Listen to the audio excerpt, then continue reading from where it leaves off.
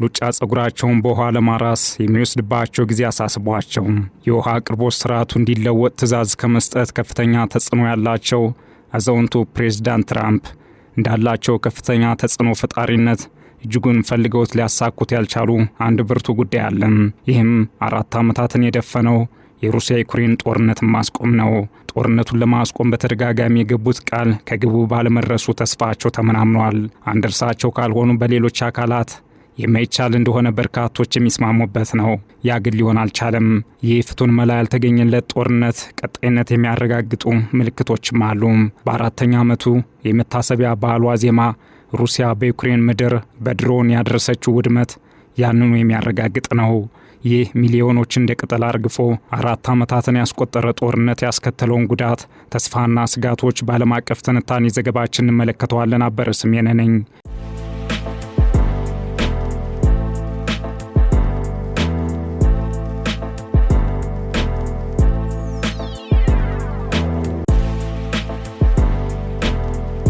የሩሲያ ዩክሬን ጦርነት በሩሲያ በኩል 1.2 ሚሊዮን ገደማ ወታደሮችን በጦር ሜዳ አስቀርቷል።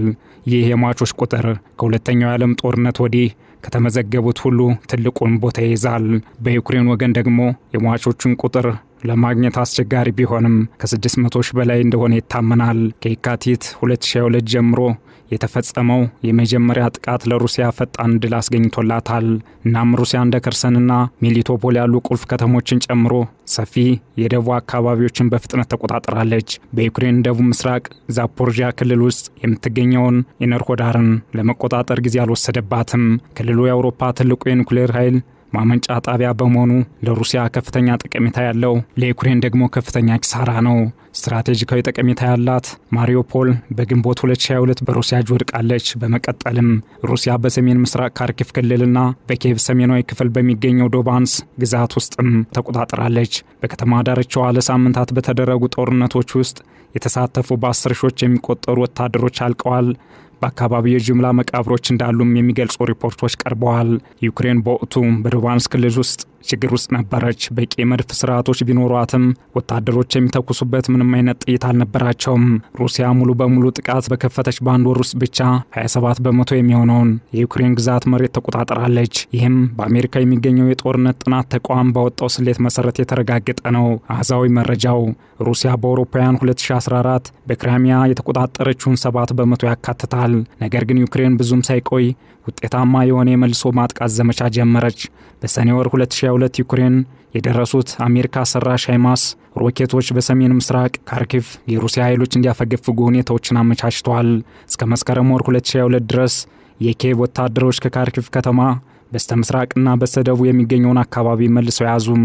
ዩክሬን በዚያ ግዙፍ የመልሶ ማጥቃት ዘመቻ ከ56900 ካሬ ሜትር በላይ መሬት መልሳ መያዝ ችላለች። በዚህ ዓመት መጨረሻ ላይ ሩሲያ 17.84 በመቶ የሚሆነውን የዩክሬን መሬት እንደያዘች ቆይታለች። ከ2023 ጀምሮ ግን ዩክሬንም ሆነ ሩሲያ የጦርነቱን የመጀመሪያ ዓመት ያክል አንዱ በአንደኛው ላይ ድል ማድረግ አልቻሉም። በኋላም ዩክሬን ከሩሲያ ጋር በምትዋሰንበት ድንበር አቅራቢያ በሚገኙ አካባቢዎች ላይ መጠነኛ ለውጦች ተደርገዋል። ከነሐሴ 2024 እስከ መጋቢት 2025 ድረስ ኪየቭ በኩርስክ ላይ አጭር ግን ኃይለኛ ጥቃት በማድረስ የሩሲያ ኃይልን አዳክማለች። በዚያ ጥቃት ሩሲያ ከካርኪቭ የድንበር አካባቢ የግዛት ቁጥጥር በማፈግፈግ ወደ ዲኒፕሮ ገብታለች። ነገር ግን ከ2022 መጨረሻ እስከ የካቲት 2026 መጀመሪያ ድረስ ሩሲያ 1.55 በመቶ የዩክሬን ግዛት ተቆጣጠራለች። ይህም ሩሲያ 20 በመቶ ገደማ የሚሆነውን የዩክሬን መሬት እንድትቆጣጠር አስችሏታል። በዩክሬን ወገን ይፋ በተደረጉ መረጃዎች መሰረት ሩሲያ ከ2023 መጀመሪያ እስከ የካቲት 2026 ድረስ 1,136,350 ሰዎች ሞተዋል። የወታደሮቹ ሞት ብዛት ከሁለተኛው የዓለም ጦርነት ወዲህ ሩሲያ ካደረገቻቸው ጦርነቶች በአጠቃላይ ከ5 እጥፍ በላይ እንደሚበልጥ መረጃዎች ይጠቁማሉ። በአንጻሩ በ2025 የዩክሬን ሲቪል ዜጎች ሞት ከ2024 ጋር ሲነጻጸር 31 በመቶ መጨመሩን የሰብአዊ መብቶች ተሟጋች ቡድን ሁማን ራይትስ ዎች በወጣው መረጃ አስታውቋል። እንደ ስትራቴጂክና ዓለም አቀፍ ጥናቶች ማዕከል ከሆነም የሩሲያ ዩክሬን ጦርነት እስካሁን ወደ 2 ሚሊዮን የሚጠጉ ወታደሮችን ገድሏል። ከነዚህም መካከል 1.2 ሚሊዮን የሚሆኑት ሩሲያውያን ናቸው። በዩክሬን ወገን ደግሞ እስከ 600,000 ዜጎችን ገድሏል። ይህ በሚሊዮን የሚቆጠሩ ሰዎችን እንደ ቅጠል እርግፍ አድርጎ በአመታት ልፋት የተገነቡ መሰረተ ልማቶችን አመድ አድርጎ 4 ዓመታትን የደፈነው የሩሲያ ዩክሬን ጦርነት ዛሬም ፍቱን መፍትሄ አልተገኘለትም። ጦርነቱን ለማስቆም የመጨረሻው ቅቡልነት ያለው ሐሳብ ይመስላል ተብሎ ወደ ድርድር ጠረጴዛው ከቀረበ በኋላ የመከነው ብዙ ነው። በቅርብ ጊዜ የተደረገውና ለመጀመሪያ ጊዜ የሶስትዮሽ የሰላም ድርድር ተብሎ የሚጠራውን የሩሲያ ዩክሬንና አሜሪካ ድርድር እስካሁን ጦርነቱን ማስቆም የሚችል ውጤት አልታየበትም። የመጀመሪያው የሶስትዮሽ ድርድር ባለፈው ጥር ወር የተካሄደ ቢሆንም ወሳኝ በሆነ የግዛት ጥያቄ ላይ መግባባት አልተቻለም።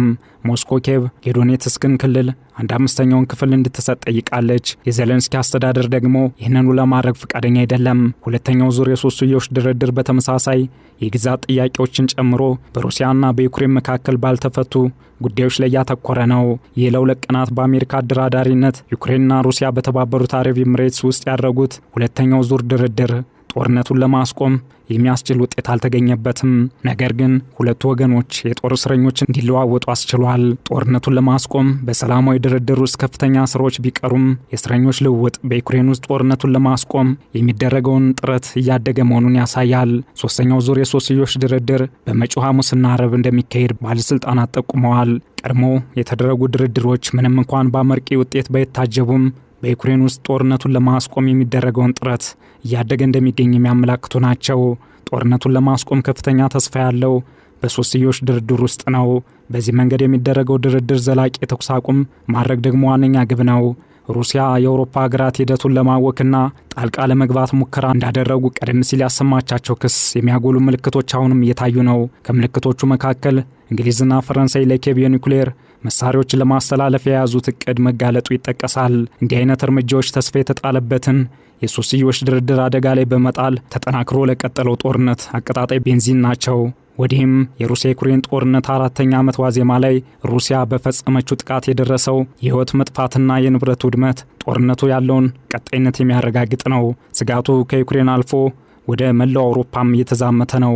በእርግጥ የፈረንሳዩ ፕሬዝዳንት ኢማኑኤል ማክሮን እንዳሉት ሩሲያ በዩክሬን ያላትን ዓላማ ማሳካት አልቻለችም፣ ወደፊት የሚታይ ይሆናል። አንገብጋቢው ጥያቄ ግን በዚህ ጦርነት ማናሸነፈ ሳይሆን ለምን ጦርነቱን ማስቆም አልተቻለም ሆኗል። ዓለም አቀፍ ትንታኔ ዘገባውን ስናዘጋጅ ኒውስዊክ፣ ዘ ኒውዮርክ ታይምስ እና ሚሽን ኔትወርክ ኒውስን በዋቢነት ተጠቅመናል።